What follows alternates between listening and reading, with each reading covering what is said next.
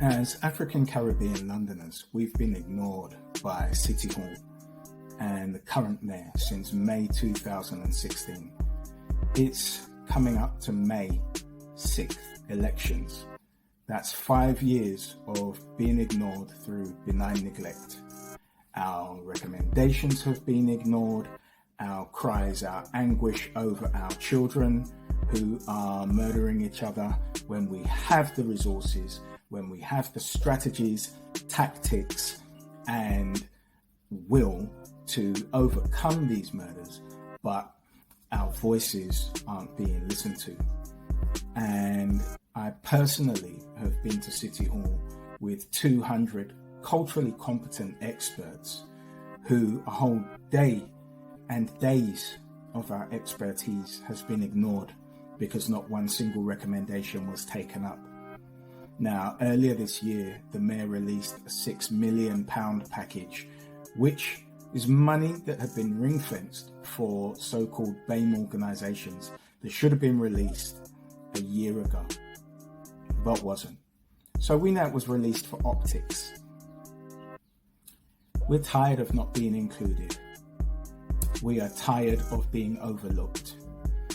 And everybody's new causes, new movements being listened to, being adopted, and given resources ahead of us based on exactly what we had put forward, using our rhetoric, using our tactics and strategies, but not receiving the policy of benign neglect.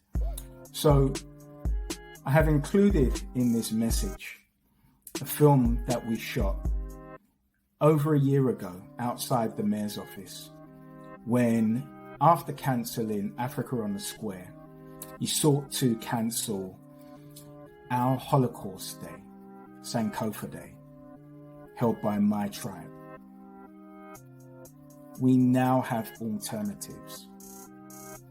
Sean Bailey is not a viable alternative for mayor, not within the interests of African Caribbeans. Sadiq Khan is party over policy voting. We've been ignored since May 2016. We need to look to an alternative ally that will represent our interests and give us equitable inclusion, not optics, not gimmicks, but full equitable inclusion. Not because we're special, but because we're exactly the same as everybody else. And we do matter. For the last 4 years, we have been requesting support from the Mayor's office, Sadiq Khan, and the London Mayor's office at City Hall. That's because City Hall managed Trafalgar Square.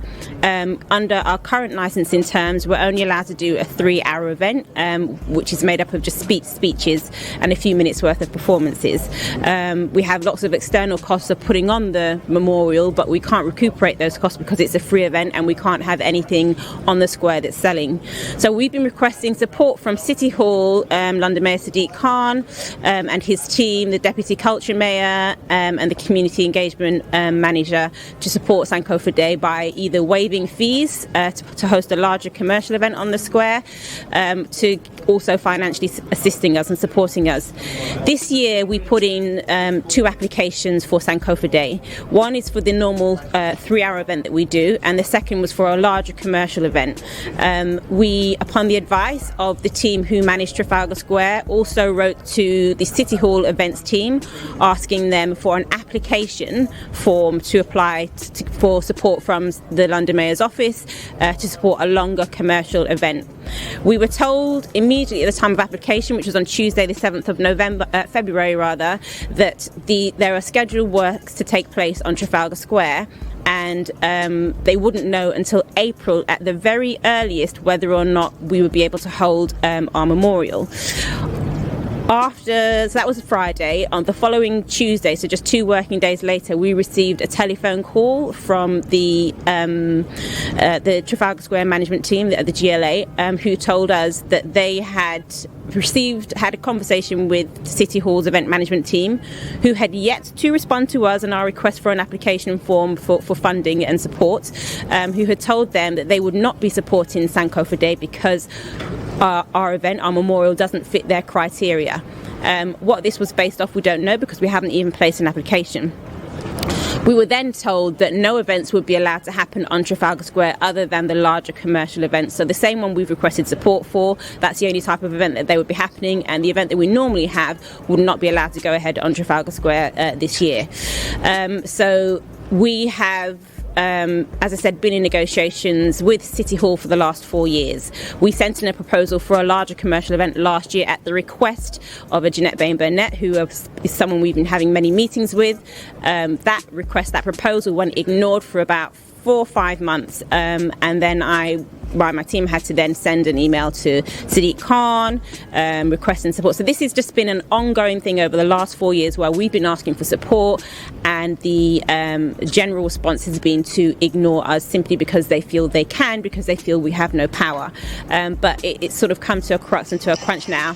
This is our ancestors, this is our history, this is British history. I mean, if you look around us today, the London we see today and the Britain we see today is built off the back of slavery, of the blood, sweat and tears of our ancestors, and it's part of British history. Whether or not we like it, it's something that we have to recognise, it's something that we have to honour. We can't just have things honouring and recognising World War I, World War II, the Jewish Holocaust, and nothing to represent the African Holocaust, especially when it's the African Holocaust that built Britain.